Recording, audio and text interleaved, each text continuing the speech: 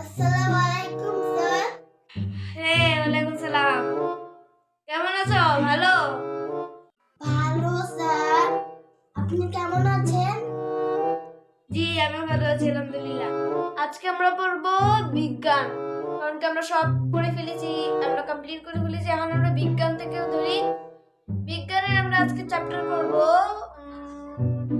মানবের বিভিন্ন অঙ্গ সম্পর্কে, ঠিক আছে? ওটা পড়ার আগে আমি তোকে একটা টেস্ট নেই ওটা সম্পর্কেই। বলো তো, মানব ইংলিশে কি বলে? মানবকে ইংলিশে কি বলে এটা বলো তো। হুমায়ুন।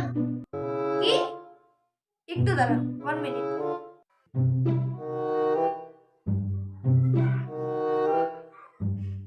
আ আ হ্যাঁ, বলো তো, এখন বলো আবার।